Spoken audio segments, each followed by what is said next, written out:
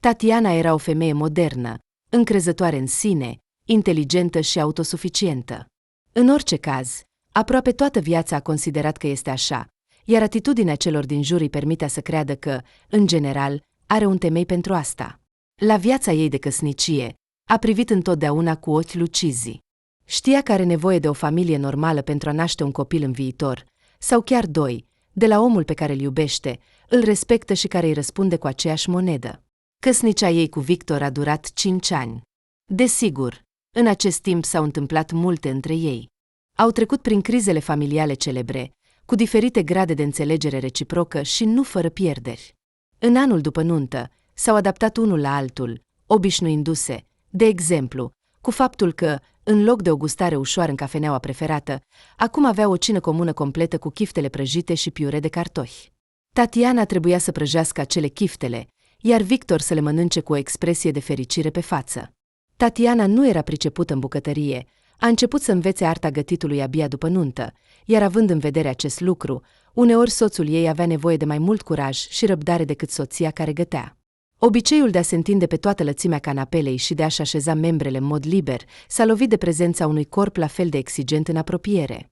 Iar emoția dorinței de a se vedea unul pe altul după o despărțire, deși nu foarte lungă, s-a transformat în conștiința că se vor vedea cu siguranță, indiferent dacă își doresc asta în acel moment sau nu. În general, farmecul romantic al florilor și bomboanelor s-a transformat, așa cum era de așteptat, în zilele dure ale vieții de zi cu zi. Au depășit această criză, mai ales că chiftelele Tatianei au devenit cu timpul mult mai gustoase, au reușit să se înțeleagă pașnic cu privire la un timp fix pentru vizionarea serialelor și filmelor, iar pentru un confort nocturn mai mare, având în vedere obiceiurile celor care dormeau, au cumpărat un pat dublu spațios.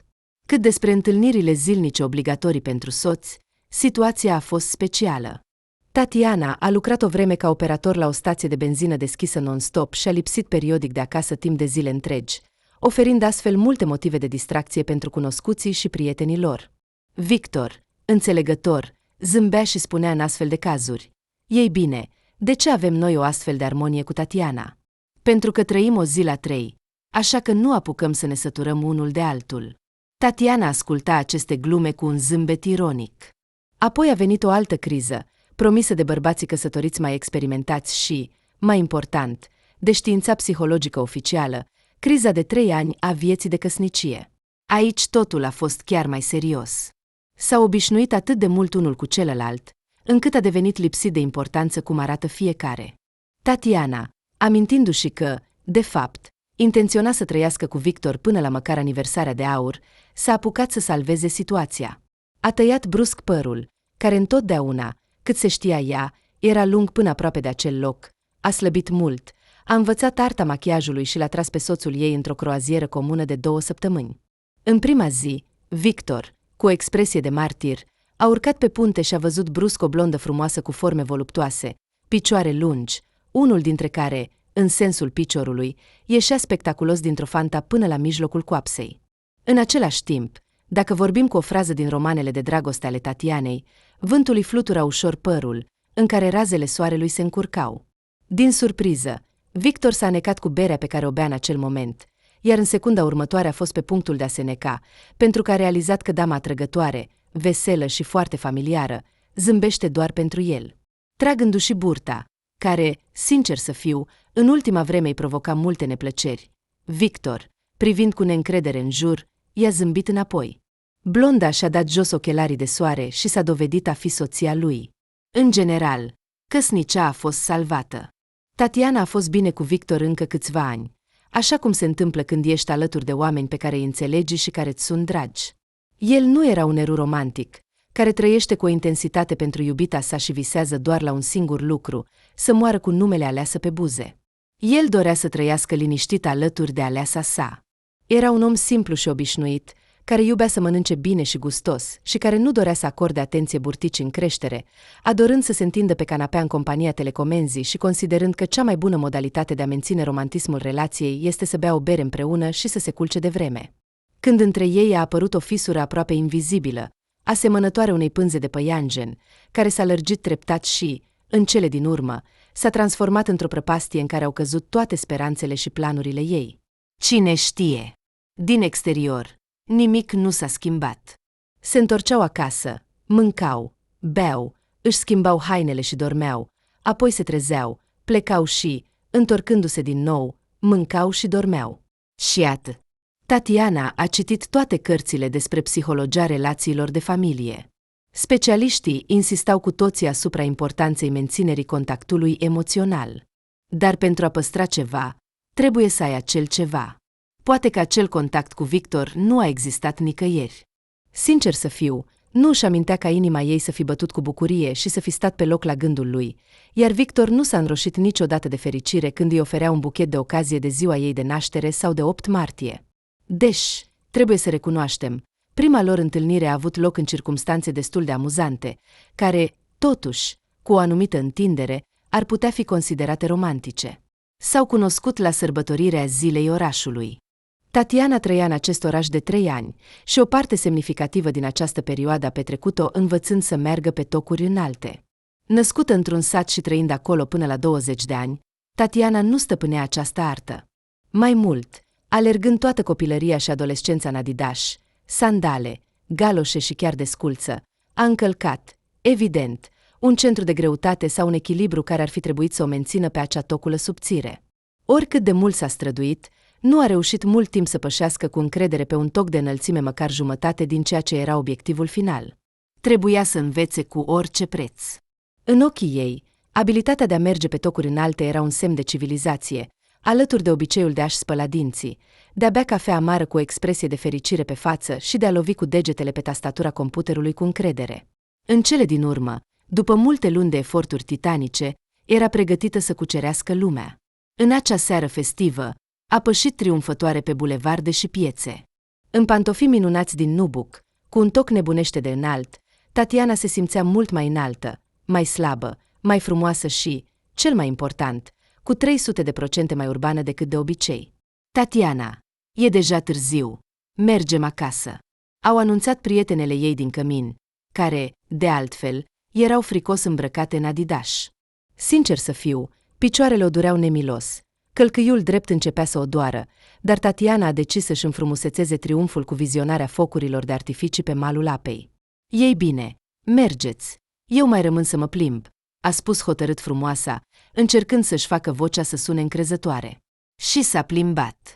În cele din urmă, clătinându-se pe picioarele tremurânde de oboseală și cu picioarele deja frecate, a clătinat, tocându-se cu un zgomot teribil, ca și cum s-ar fi rupt, și Tatiana, simțind o durere groaznică la gleznă, s-a prăbușit pe cea mai apropiată bancă. Piciorul o durea nemilos și, se părea, se umfla sub ochii ei. Telefonul, distrus de fotografierea frumoasei atrăgătoare pe fundalul peisajelor urbane, se descărcase de mult și se oprise. Tatiana s-a uitat neajutorată. Scuzați-mă, pot să vă ajut? A răsunat o voce masculină delicată, dar nu foarte tare. Puteți, da, sunteți datorii. A strigat aproape Tatiana și, fără să vrea, a oftat, apucându-se de gleznă. La câțiva pași de ea, în amurgul serii, stătea un bărbat. Aici, nu departe, în colț, este un punct de prim ajutor, a continuat el. Ar trebui să mergeți acolo. Da. Ce dar? A întrebat cu precauție Tatiana. Iar imaginația ei deja îi picta o imagine extrem de romantică și atrăgătoare, cum bărbatul pur și simplu pătrunde în cabinetul medicului, purtând cu grijă pe brațe frumoasa blondă. Oh, Doamne, cum am simțit că ar fi trebuit să mă aranjez părul în bucle.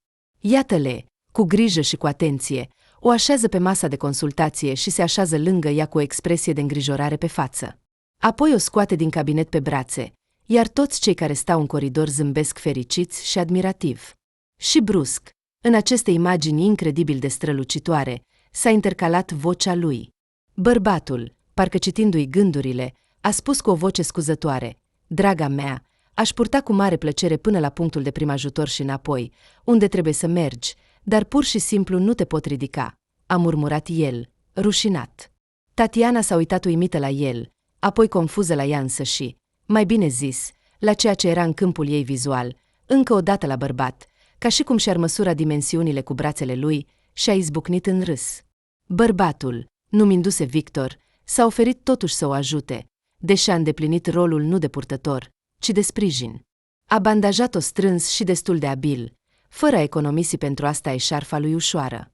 Cu ajutorul lui, a reușit să ajungă la punctul de prim ajutor, iar când, șchiopătând, a ieșit din cabinetul medicului, a descoperit cu uimire că ajutorul ei recent stătea pe un scaun la ușă. Ei bine, cum ești, Tatiana?" a spus el timid. Nimic, voi supraviețui, a promis ea optimist. Tatiana, hai să trăim împreună? A spus Victor și s-a făcut roșu de supărare. Ei bine, nu imediat, desigur, nu acum, dar, în general, poate că, cândva, vei fi de acord. Așa s-a întâmplat că s-au întâlnit, s-au plăcut și s-au căsătorit. Victor era un orașean de bază. Avea mai întâi o specialitate nu foarte profitabilă, dar sigură, de inginer constructor, un apartament nu foarte mare, dar confortabil și era o variantă destul de simpatică pentru o relație. Din punct de vedere al aspectului, Victor nu impresiona pe nimeni, nu avea ochi de o culoare rară, interesantă, nu avea bucle întunecate care să-i cadă pe frunte, deși fruntea era într-adevăr înaltă. Nu se distingeau trăsături clasice, nici o constituție antică. Mai degrabă, dimpotrivă, în ciuda faptului că avea doar 30 de ani, pe capul său străluceau semnele timpurii ale cheliei, iar tricoul său trăda un burtă ușor proeminentă. Dar la noi în familie nu au fost niciodată bucle, râdea el. Iar asta, el își bătea expresiv palma pe burtă. Da, e vina mea. Mă voi ocupa de asta. În general, Victor era un bărbat obișnuit, deși destul de simpatic, cu ochi căprui, nas cârn și obiceiul de a strânge ochii din cauza vederii deja slăbite. Tatiana, venită să cucerească marele oraș dintr-un sat mic, își evalua destul de obiectiv datele și posibilitățile. Diploma de liceu, un an de muncă ca secretară la Consiliul Local și 3 ani de facultate în specialitatea contabilitate, abandonată cu câteva luni în urmă. Asta era foarte puțin pentru a pretinde la ceva mai mult, chiar și având în vedere picioarele lungi și fața simpatică. Și educația pe care bunica i-a dat-o Tatianei, complet nemodernă, plină de reguli, restricții și bariere morale, nu i-ar fi permis niciodată să folosească aceste picioare și față în scopuri egoiste, spre marea ei tristețe. Așa că Tatiana trăia pe drepturi de pasăre în căminul studențesc, lucra ca vânzătoare într-un magazin mic și se gândea dacă va putea să lipească cu lirce o gaură din cizmele de iarnă. Așa că, auzind Tatiana, te iubesc, căsătorește-te cu mine, aproape că nu a eitat. Și iată că, după 5 ani de această viață, i-a devenit brusc clar că lângă ea nu era deloc cel cu care se plictisea insuportabil. Victor era grijuliu, atent, aproape că era de acord cu ea în tot, și uneori părea că cea mai mare grijă lui era dacă a purtat colanți călduroși sub bluci. Victor, ești ca bunica mea, cuvântul meu, se ferea Tatiana de grija soțului. Am senzația că m-am căsătorit cu un bonă. Dar unde sunt pasiunile, fervoarea, gelozia? Tatiana, ei bine, știai că nu te căsătorești cu Casanova, râdea Victor. Și în ceea ce privește pasiunea, eu doresc cu fervoare să nu îngheți stând la stație. Asta e tot. Știi, nici eu nu înțeleg ce se întâmplă cu mine, se confesa ea singurei ei prietene apropiate, Sveta. Mă plictisesc, înțelegi? Chiar și în momentul intimității, am senzația că el îmi aranjează plapuma și se asigură că nu bate vântul. Tatiana, ei bine, tu ești ceva. Te rog, scuză-mă, dar, după părerea mea, ești pur și simplu sătulă. Victor tău nu se poate sătura de tine, iar tu te răzvrătești. Nu vreau să mă respire pe mine. Mai degrabă, vreau, dar nu așa, se supăra Tatiana. Ei bine, vezi că te trezești, a mormăit Sveta. În curând, ea s-a întâlnit cu un bărbat, o completă antipodă a lui Victor. Stas era hotărât, impulsiv, pasional, nu suporta discuțiile și în prima seară i-a propus să meargă la el acasă. Ea, fără să înțeleagă nimic, cu inima bătând puternic, a fost de acord și, transpirând de emoție, a intrat în apartamentul străin. El s-a năpustit asupra ei imediat în hol. A reușit să scape și, cu inima continuând să bată puternic, a alergat pe scări. Asta e pasiunea, a decis Tatiana și a lăsat demonstrativ telefonul cu apelurile de la Stas la vedere. Tatiana, te rog, răspunde, a cerut Victor după ce telefonul a strălucit pentru a 5-a oară cu un apel. Și nu te interesează cine e? A întrebat Tatiana provocator. Ei bine, presupun că, Dacă va fi ceva ce mă va afecta, îmi vei spune, a ridicat din numeri Victor. Ei bine, nu știu, a răspuns Tatiana cu o voce destul de neplăcută. În general, totul era clar. Nu mai vrea să trăiască cu Victor. Asta înseamnă divorț și numele de fată. Ce se va întâmpla cu ea dacă va rămâne singură? Peste câțiva ani va împlini 30 de ani. Nu are copii. De la tot ceea ce ar fi putut face viața ei complet diferită, strălucitoare, interesantă, așa cum a visat mereu, s-a abținut singură acum 5 ani. Adevărul este că era apartamentul, acela în care au locuit cu Victor. Și, cunoscându-le pe Victor, se poate presupune că apartamentul îi va rămâne ei. Dar pereții, podeaua și tavanul nu o vor scăpa de singurătate, de senzația că totul a fost deja pierdut, că a întârziat peste tot, că s-a trădat pe sine. Ce să facă mai departe? Tatiana nu știa cu adevărat. Dar știa cu siguranță ce nu va face niciodată, dacă, dintr-o dată, în viața ei se va produce o catastrofă și ea și Victor vor decide să se despartă. Nu va sta pe pervazul feronierului, observând trist picăturile de ploaie care se târăsc pe fereastră și simțind că obrazii ei devin la fel de umezi ca și fereastra de afară. Și nu va plânge privind fotografia lor de nuntă, în care ei, extraordinar de frumoși și râzând, se țin de mâini, de parcă se pregătesc să sară și să zboare împreună în cerurile paradisiace. Și cu siguranță nu va începe să răsfoiască cămășile lui, amintindu-și că în această albă a fost la ultima zi de naștere, iar în aceasta, în carouri roz-albăstrui, a fost extraordinar de atrăgător la ultima lor aniversare. Și atunci totul era foarte bine. Ea, Tatiana, se consideră o soție fericită și se pregătea să trăiască o viață întreagă cu acest bărbat. Dar ar fi fost complet lipsit de respect dacă, dintr-o dată, ar începe să verifice la fiecare jumătate de oră lista apelurilor de pe telefon pentru a-și aminti când a sunat ultima dată, știind în același timp că acel apel a fost iertabil de mult. Nu, ea, Tatiana, va fi complet diferită, dacă, bineînțeles, să ne imaginăm pur și simplu în rolul unei soții părăsite. Va fi puternică și mândră. Nu se va coborî la scandaluri, certuri și acuzații reciproce. Va exprima pur și simplu regret, se va căi ușor și elegant pentru posibilele ei greșeli și îi va dori lui Victor o viață fericită în continuare. Apoi va închide ușa în urma lui și va suspina, poate greu, dar liber. Va arunca mobila veche, va schimba tapetul și, în general, va face, în sfârșit, reparația pe care au amânat-o pe toată durata vieții lor împreună. Ah, da, nu trebuie să uite să înceteze să folosească cuvintele noi, ai noștri, comunei și alte relicve. Așadar, va reînnoi apartamentul, iar apoi și garderoba ei, și va cumpăra acel costum alb pe care l-a văzut cu 6 luni în urmă în magazin și pe care soțul ei s-a opus categoric la vremea respectivă. Pur și simplu pentru că îi place și îi stă foarte bine, fără a ține cont de prețul și lipsa de practică. Apoi, liberă și mândră, va merge mai departe, iar toți din jur vor zâmbi, aducând-o și șoptind ușor unul altuia. Asta e Tatiana. Ce frumoasă este, în ciuda tuturor! Ce demnitate! Ce curaj în fața adversităților și nedreptății! Iar el? Ei bine, ce să mai zicem? E pur și simplu idiot că a pierdut o astfel de comoară. Toate acestea i-au plăcut atât de mult imaginației ei bogate, încât scenele despărțirii și tot ce va urma după aceasta le-a jucat de nenumărate ori în minte. Și a ajuns la final. Nu întâmplător se spune că trebuie să te ferești de dorințele tale. Ceea ce a imaginat de atâtea ori s-a întâmplat. Victor a spus că pleacă și cere divorțul. Tatiana, așa nu mai poate continua. Văd că, în general, ar fi mai bine să ne despărțim. Așa va fi mai bine pentru amândoi. Am decis să fac asta pentru ca tu să fii liberă, a spus el în timpul ultimei lor discuții. Ce? Iubești o altă femeie? A întrebat ea, intrând instantaneu în rolul victimei. Ei bine, desigur, de mult ai avut pe cineva, dar nu ai curajul să recunoști. Am știut că mă vei părăsi. Victor a suspinat greu și a spus, nu am pe nimeni și nu pot avea. Și nu vreau să te părăsesc. Vreau doar. Totuși, dacă îți va fi mai ușor, poți să mă acuzi de orice. A trecut obosit o mână pe față, ca și cum ar încerca să șteargă ceva neplăcut, lipicios.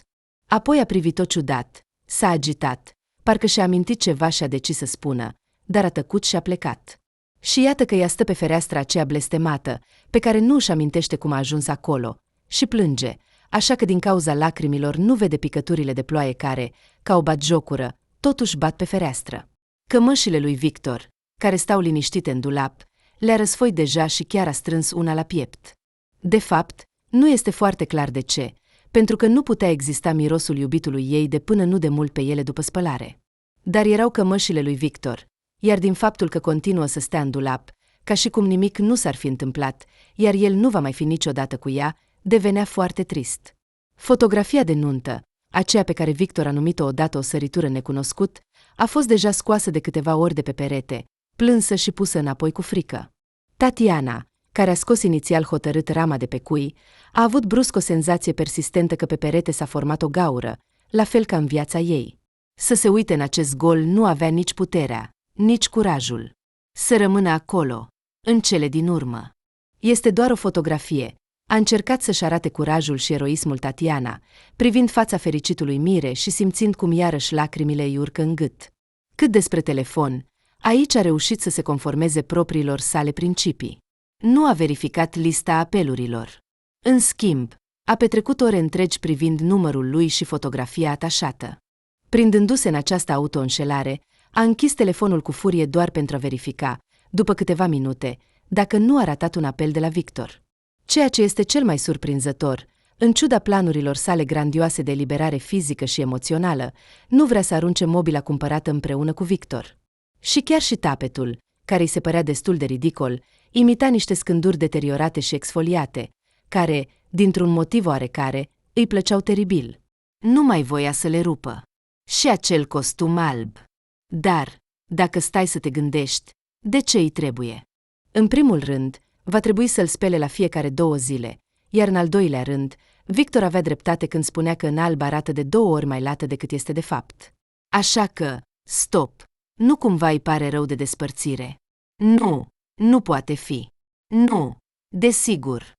Este doar o frică stupidă de singurătate și nimic mai mult.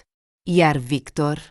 Ce să mai zicem, Victor a făcut în sfârșit ceva bărbătesc, probabil pentru prima dată după ziua în care s-au cunoscut, când a jucat rolul de cârjă pentru ea.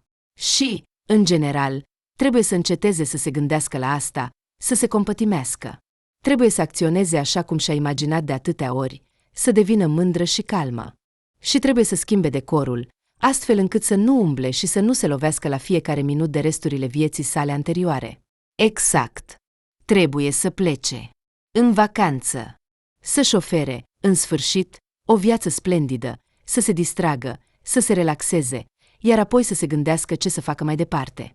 După câteva zile, deja se afla pe malul mării, simțind briza bâlâândă pe piele și strângându-se la soarele bâlâând al apusului. Tatiana! Oh, Doamne, ești tu cu adevărat? În vocea înaltă a femeii se auzea uimire și bucurie. O femeie plină, îmbrăcată într-un pareo colorat, care o făcea să pară și mai mare, o privea fix. Părul umed și decolorat ieșea în toate direcțiile, iar pe nas, conform tradiției multor vacanțieri, era lipită o bucată de hârtie colorată, menită să protejeze cea mai proeminentă parte a corpului de arsuri. Totuși, chiar dacă nu ar fi avut toată această atmosferă de plajă, Tatiana cu greu ar fi recunoscut-o pe Anna, vechea ei prietenă din școală. Nu s-au mai văzut de când au terminat clasa a 11-a, iar Anna a fugit cu toate puterile din satul ei natal în lumea mare. Nu mă recunoști, a exclamat femeia. Te recunosc, dar cu mare dificultate. Ce s-a întâmplat cu tine, Anna? A vrut să spună Tatiana, dar, desigur, a spus cu voce tare altceva. Oh, ei bine, incredibil. Anna, bineînțeles că te-am recunoscut imediat. Tu, ei bine, nu te-ai schimbat deloc. Minți, desigur, a constatat Anna, ca de obicei. Era stupid să contesteze această afirmație. Când Anna a plecat de acasă, era, deși nu o trestie, totuși o ființă zveltă cu forme apetisante și bucle castanii. Din fosta fată nu mai rămăsese decât vocea și obiceiul de a-și băga o șuviță de păr după ureche. Ei bine, Tatiana, nu te mai strădui în privința mea, a râs Anna. Știu tot despre mine. Plus 50 de kilograme, centimetri, a făcut ea un gest cu mâna. Dar tu, trebuie să recunosc, arăți pur și simplu fabulos. Atât de zveltă, e pur și simplu uimitor. Bravo!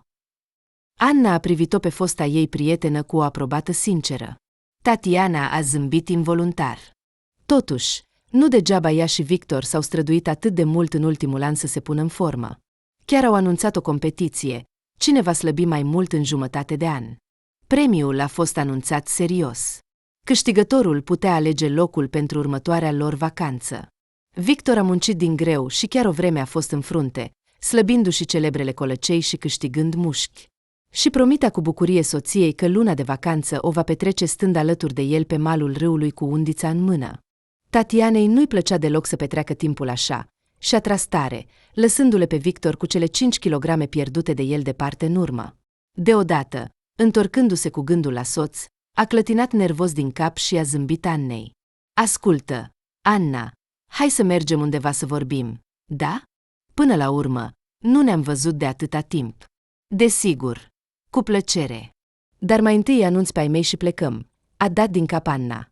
Da, a suspinat Anna. Eu sunt aici, spre deosebire de tine, cu rucsacul și bagajele. A râs ea. Dar a sunat cumva nu foarte vesel. În general, cu soțul și copiii. Am deja 2. Îți dai seama? 2? Oh, Anna, ce mamă bună ești! Mă bucur atât de mult pentru tine. Tatiana a apucat-o pe prietenă de mână și a zguduit-o. Ai găsit cu ce să te bucuri? A făcut Anna un gest cu mâna. Asta nu e vacanță cu 2 băieței mici, și mai e și al 3-lea. A crescut de mult, dar se comportă uneori mai rău decât copiii. Vorbești despre soț, nu-i așa? A râs Tatiana. Da, despre el, dragul nostru, tatăl familiei. Anna, evident, nu avusese de mult ocazia să vorbească din suflet, nu se putea opri. Știi, dacă nu ar fi insistența și abilitatea mea, nu aș avea copii acum. Anna, în sfârșit relaxându-se, a râs chiar de propria ei glumă. Tot timpul a insistat să aștepte, să economisească, să se stabilească, să nu se grăbească. Ei bine, în general, ca toți bărbații. Dar tu, cum ești? Căsătorită? Copii? Da, sunt căsătorită. A dat din cap Tatiana, de parcă a decis să nu-i spună Annei despre schimbările imediate din viața ei.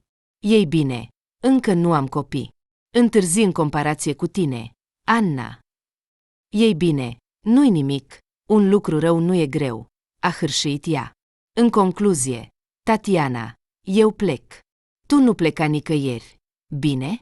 Mă întorc repede. Anna, cu toată Victorza disponibilă pentru dimensiunile ei mari, a zburat în cealaltă parte a plajei. Tatiana s-a gândit. Ascultă, Victor, la ce visezi? Parcă și-a auzit propria voce. Ei bine, la ce, Tatiana, știi tu?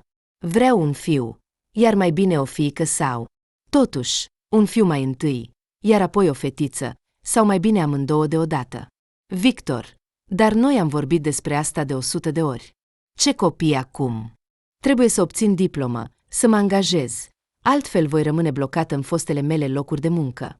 Și, în general, de ce să ne grăbim? Avem toată viața înainte, i-a răspuns ea soțului.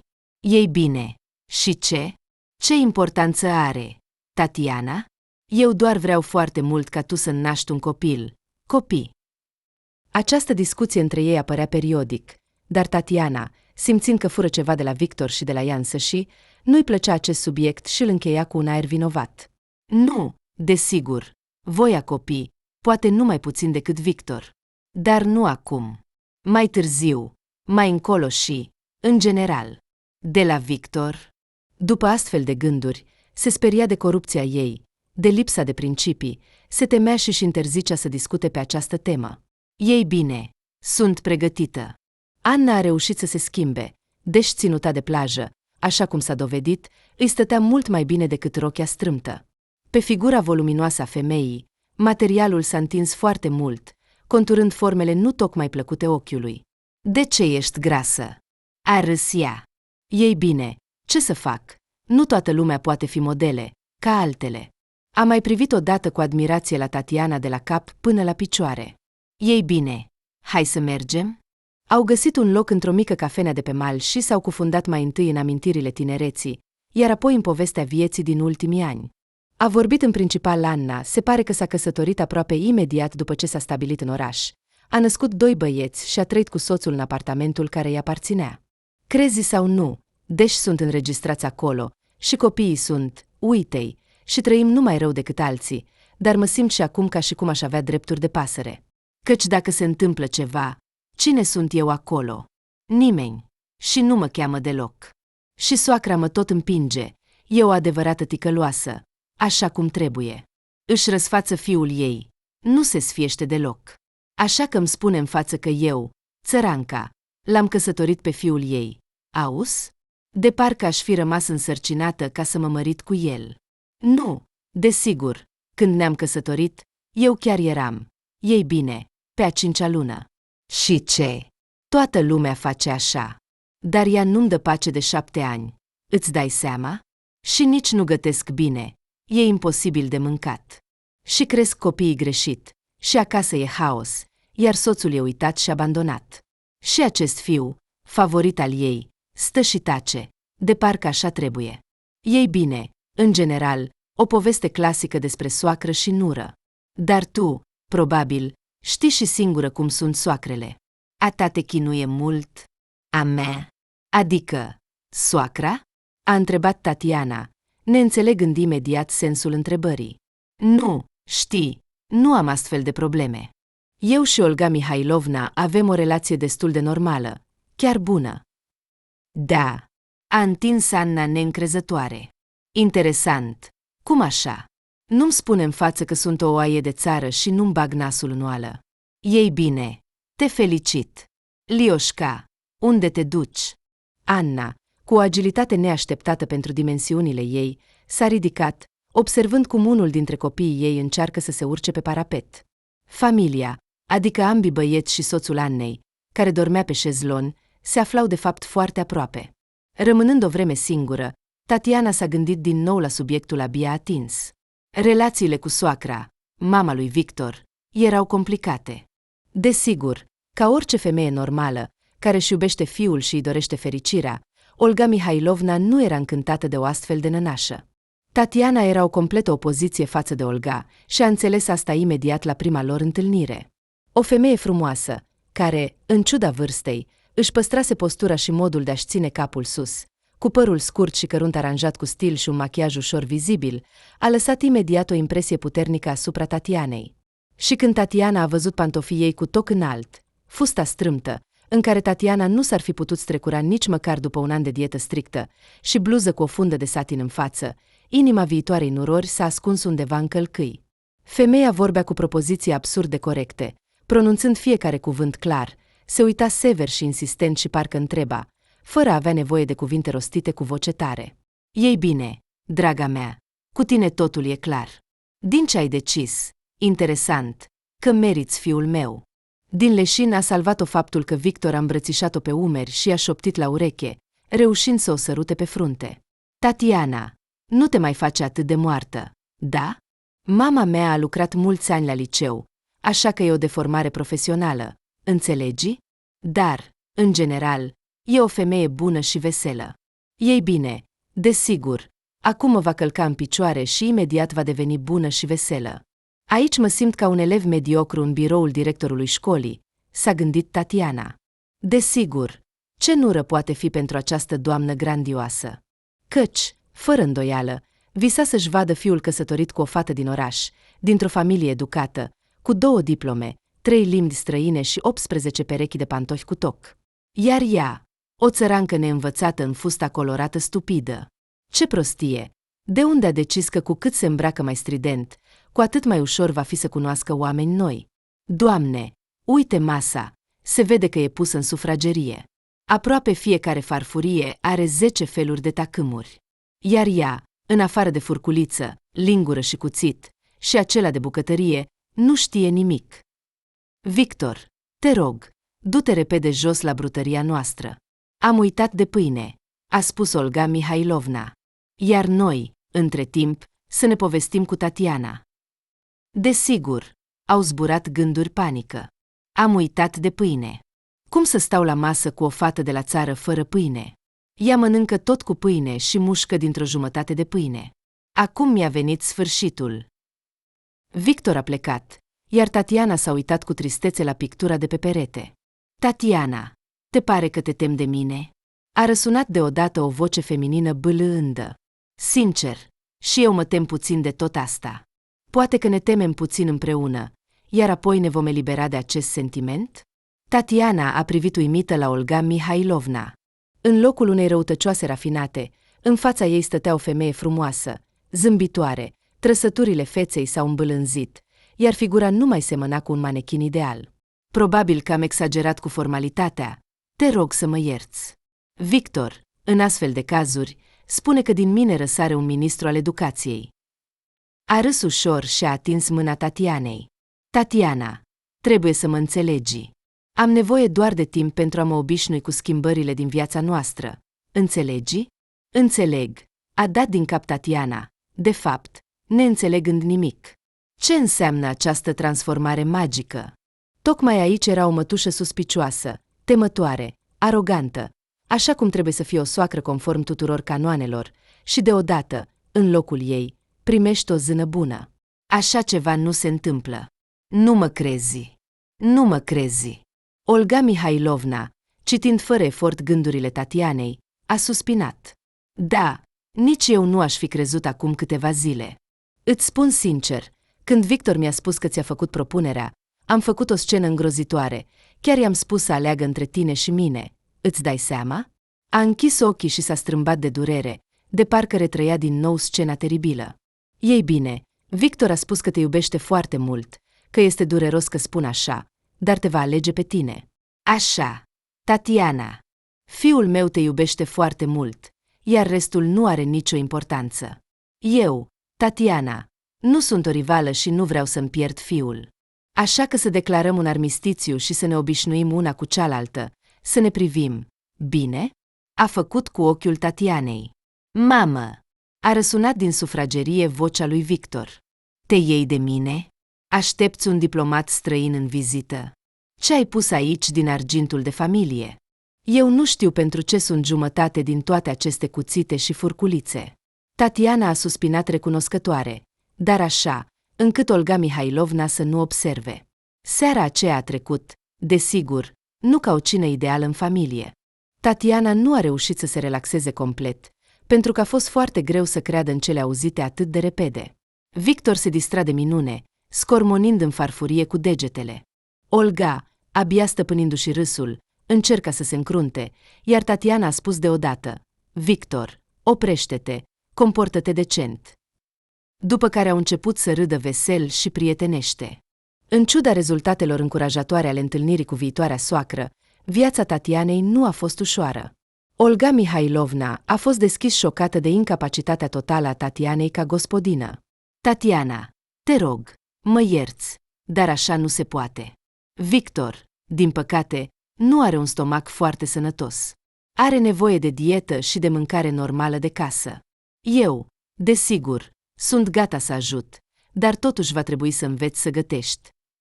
Tatiana, care era derutată de insistența femeii de a nu-i spune tu, a trebuit să înceapă să învețe sub îndrumarea soacrei tainele gătitului.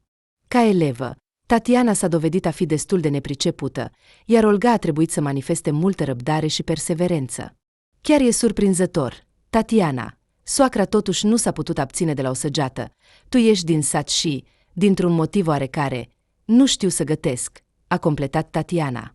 Credeți că în sat fetele stau de la 5 ani lângă cuptoare rusești cu spatule?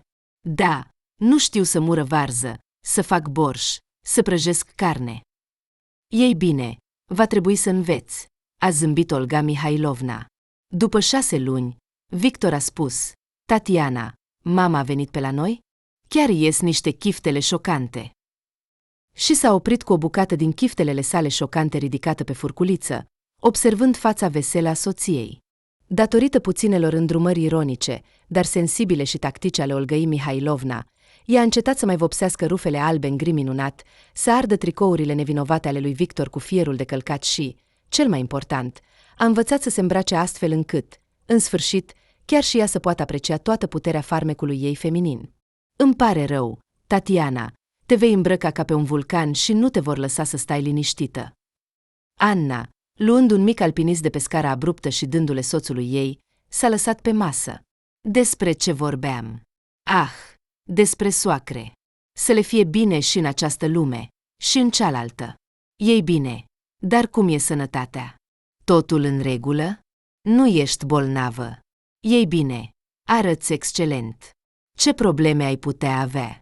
Oh, Tatiana, eu deja nu mai am loc viu, crezi? Anna, fără a aștepta răspunsuri de la prietenă, a început un nou discurs. Se vedea că Anna pur și simplu își elibera sufletul, având ocazia să se destăinuie. Aici o doare, acolo o înțeapă. Protruzie, hernie, articulații, iar acest terapeut plictisitor se plânge de fiecare dată. Ar trebui să slăbești. Anna Sergivna respectată. De parcă eu nu știu că trebuie să slăbesc. Dar cum să slăbești când iei medicamente cu pumnii, apoi le mănânci? Și cine îmi va permite să mă vindec normal? Anul trecut am ajuns la operație. Ei bine, pe tema noastră feminină. Crezi sau nu? Fără mine, aproape că au ars casa. Ce distrugere au făcut în 10 zile. Când m-am întors acasă, nu știam de unde să încep. Și, în plus, abia mă tăram. Iar ei mă sfâșiau. Mama, fă asta. Mama, fă aia. Chiar și-a amintit cuvântul dragă. Auzi? A râs. Dragă, spune, nu mi-a mai rămas niciun șoset întreg și curat. Îți dai seama? Dar când am fost la spital, nu a venit nimeni să mă viziteze, nici măcar să mă aducă o măr. Ce vrei? Un băiețel blond de 7 ani, evident, fiul cel mare al Annei, o trăgea pe mamă de mânecă și, cu o privire plină de milă, se foia de pe un picior pe altul, mormăind ceva sub nas. La toaletă? Ei bine, du-te cu tata, Doamne Dumnezeule! Mai ales că trebuie să mergi la cea de băieți. S-a supărat Anna. Îmi veți da și mie voie să stau liniștită. Unde e tata? Tatiana, așteaptă-mă, acum îi trimit la toaletă, oricum nu se va dezliep. Anna l-a dus pe fiu în direcția capului familiei, care se odihnea fără griji, iar Tatiana, amestecând cu paiul băutura în pahar, s-a uitat gânditoare în imensitatea mării. Și în minte, dintr-un motiv oarecare, au apărut noi imagini din trecut. Nu că ar fi fost bolnavă des, dar de fiecare dată Victor se speria de parcă ar putea muri în chinuri groaznice. La primele semne de răceală, el o închidea efectiv în casă, o acoperea cu plapume, borcane cu suc de fructe, fructe și cuvinte încrucișate, și la fiecare jumătate de oră o suna cu întrebări despre temperatură. După câțiva ani de viață împreună, psihicul lui Victor a fost supus unei încercării foarte serioase. Tatiana, cum așa? Victor aproape că plângea și era evident că, dacă nu ar fi fost doctorii și câteva femei zâmbitoare care stăteau și ședeau pe paturile din salonul de spital, el ar fi căzut pur și simplu în genunchi lângă ea și, poate, chiar ar fi plâns. Buzele lui tremurau suspect, iar el clipa constant și frecvent. Cum așa, Tatiana? Victor, bine, oprește-te, de ce plângi? Dar așa s-a întâmplat, ce să fac acum? Ea s-a uitat rușinată la doctor. Victor Alexivic, haideți, soția dumneavoastră are nevoie de odihnă, somn sănătos și alimentație corectă. Fractura, desigur, este serioasă, nu voi ascunde. Dar totul va fi bine, sunt sigur. Operația a decurs cu succes, cel mai important. Nu te mai tortura așa. Doctorul în vârstă a dat din cap, considerând evident că soțul în acel moment suferea mult mai mult decât soția. Victor se agita, ca un nebun, între muncă, casă și spital, unde Tatiana se afla cu o fractură complicată a piciorului, după o cădere nefericită de pe o scară înghețată. Judecând după spusele lui Victor, el considera că ea moare de foame și, în general, singura ei ocupație acum era să mănânce fructe, chiftele la abur, iaurturi și sandvișuri cu icre. Ei bine, Tatiana, ai un bărbat, desigur, de aur, spuneau vecinele din salon, ajutând-o pe Tatiana să distrugă pachetele alimentare ale lui Victor. Trebuie să te duci în fiecare zi, să suni de 5 ori și să stai sub fereastră o jumătate de oră, până te hotărăști să te arăți. Sunteți tineri căsătoriți, nu-i așa? Da, ce tineri căsătoriți! Râdea Tatiana. Suntem deja împreună de 4 ani. După externarea din spital, Victor s-a dedicat pur și simplu Tatianei și piciorului ei în recuperare. El gătea, făcea totul în casă, o ducea la plimbare, o transporta la proceduri. Și când nu era ocupat cu munca și grijile nesfârșite, pur și simplu stătea lângă ea și îi ținea mâna. Ascultă, Victor, ai crescut în forță, cât măcari, i-a spus ea, cumva obișnuită, îmbrățișându-le pe soț de gât. Ei bine, cum, Tatiana? Eu port cea mai de preț comoară a mea, nu altceva, a murmurat atunci Victor. De ceva vreme, tocmai acum și-a amintit cu claritate cuvintele lui. Nu, îți dai seama. Anna s-a întors din nou din raidul ei în familie. Nici măcar nu pot merge la toaletă fără mine. Așa că tot timpul aleargă după ei sau cu ei. Crezi, nu am unde să mă uit la televizor. Iar să citesc o carte. Ce să zic? Tu, de altfel, ai terminat studiile, nu? Contabil. Ei bine, bravo. Eu nu am terminat nimic. Mai întâi am fost însărcinată, apoi am născut. Am dus copilul la grădiniță și din nou am rămas însărcinată. Ce educație mai poate fi?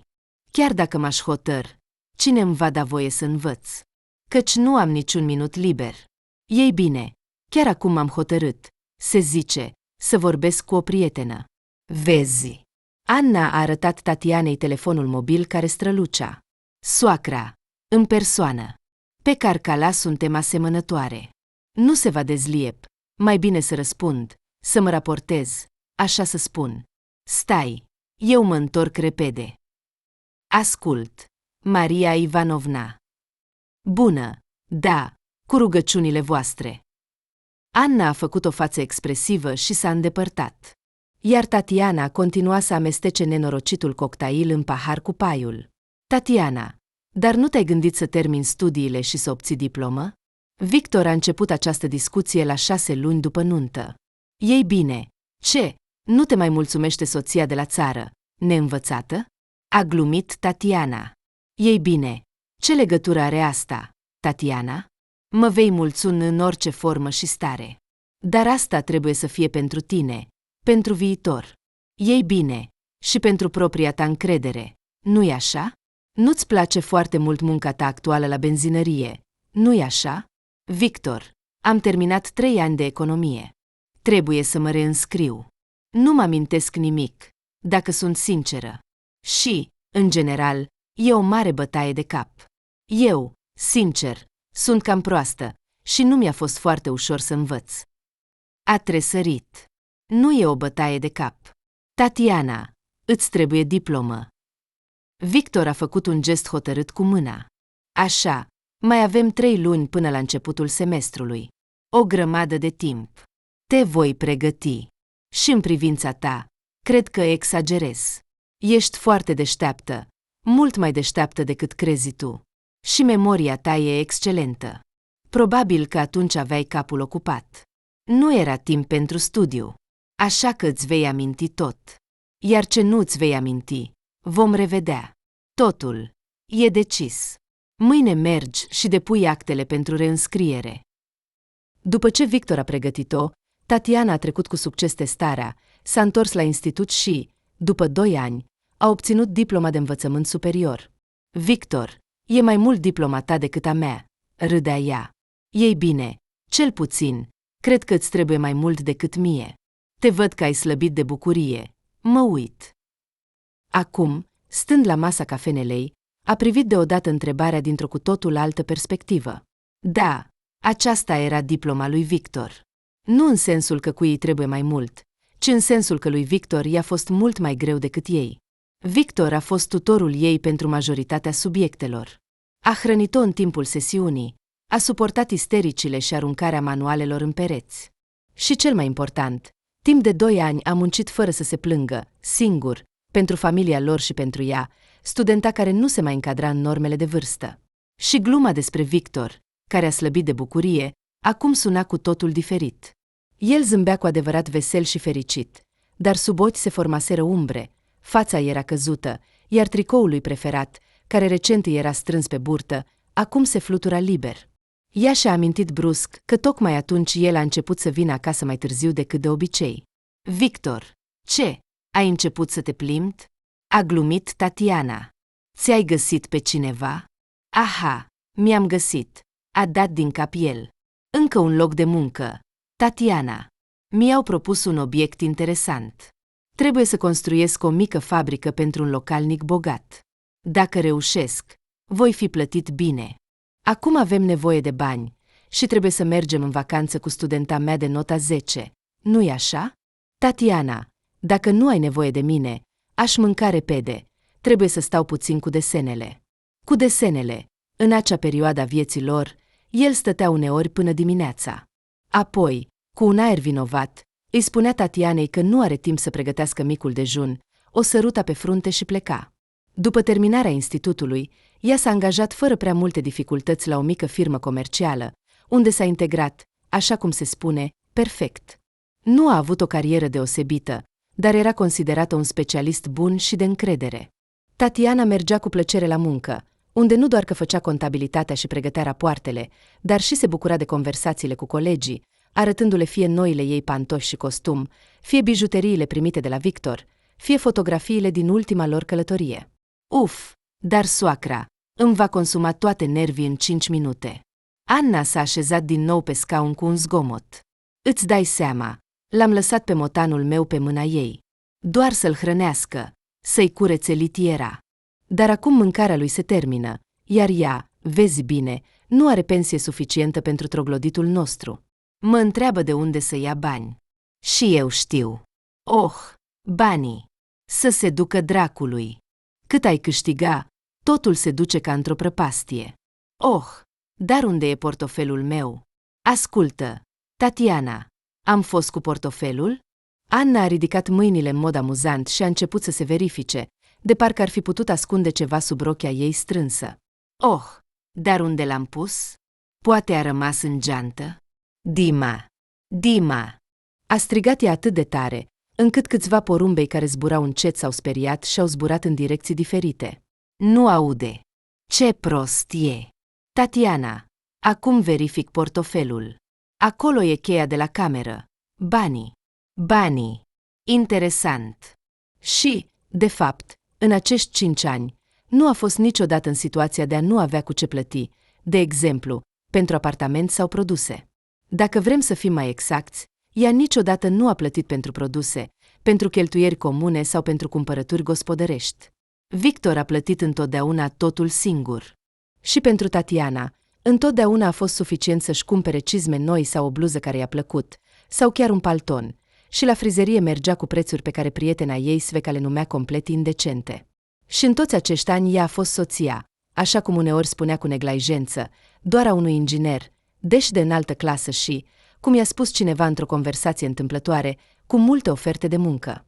Victor a muncit mult, adesea în weekenduri, și chiar și ultimele 2 vacanțe le-a petrecut fără el. Tatiana, soare, tu mergi, iar eu de data aceasta te las să pleci, iar eu trebuie să rămân să lucrez. Dar eu nu sunt obosit, glumea el. Și acum, această călătorie.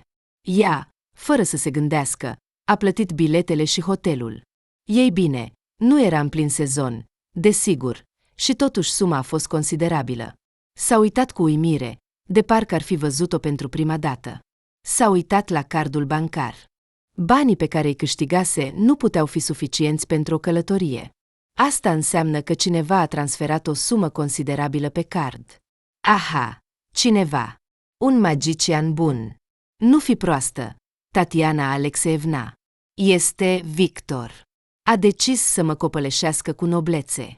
Probabil că se gândește că după asta voi veni la el în genunchi și îl voi ruga să mă ierte, proasta de la țară. Dar nu, nici vorbă. Încurcându-se, și-a mușcat buza și a format numărul lui Victor. Salut, a spus ea cât mai relaxat. Ei bine, cum e viața unui bărbat liber? A respirat adânc? A găsit deja o înlocuire demnă pentru mine? Bună, Tatiana. Mă bucur să te aud, a spus el calm și uniform, ca întotdeauna. Mă bucur. De ce ești atât de bucuros? Ei bine, ține minte, Victor, noi încă trebuie să împărțim bunurile. Ei bine, cartea ta o cedez cu plăcere. Ia-ți și canapeaua ta preferată. Oricum, ai vândut-o deja pentru tine. Dar ce facem cu apartamentul? Îl vindem și împărțim banii. Sper că nu te deranjează că jumătate din valoarea apartamentului este a mea? Ei bine, cel puțin partea care nu este acoperită cu tapetul tău prost pe care nu-l suport. Dacă ai fi fost bărbat, ai fi schimbat-o de mult. Nu ai nimic în apartamentul acesta, nici jumătate, nici o treime, nici măcar 100/3, șoptea conștiința. Victor a muncit din greu pentru acest apartament în toți acești ani. Îi aparține lui, nu ție, parazito. Tatiana, vocea lui Victor suna obosit și surd, nu intenționam să împart nimic cu tine. Poți să nu te îngrijorezi de apartament. Dacă vrei, poți rămâne în el, ți-l cedez. La urma urmei, pot să stau la mama. Și apoi, bunica mi-a lăsat un apartament cu 2 camere, așa că nu voi rămâne pe stradă. Ce spui? Uite ce bine s-au aranjat lucrurile.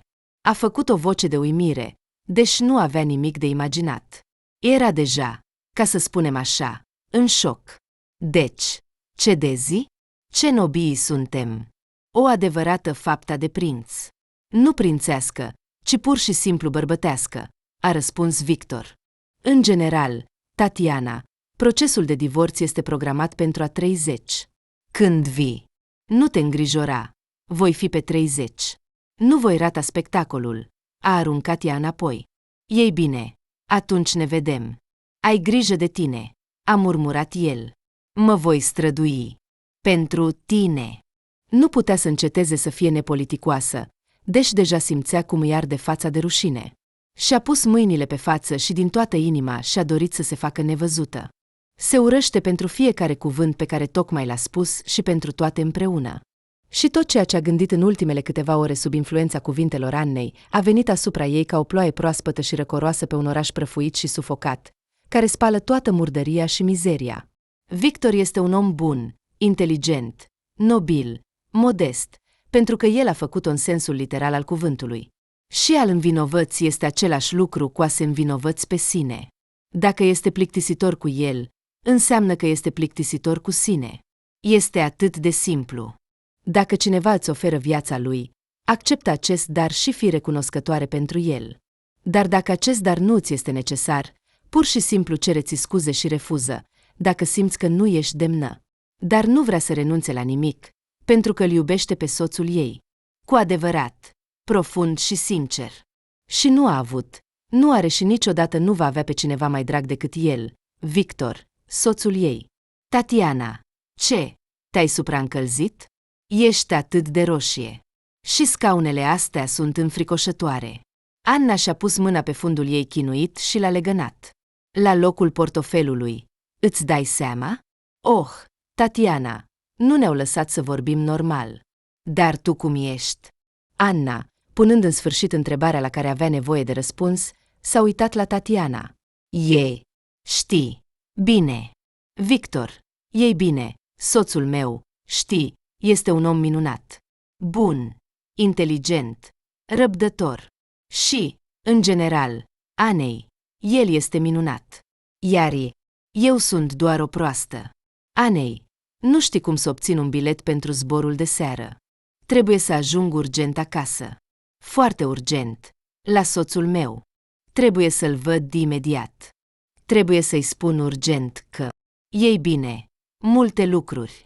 Atunci sună, a spus Anna cu umerii. Sună și spune urgent. Nu pot suna.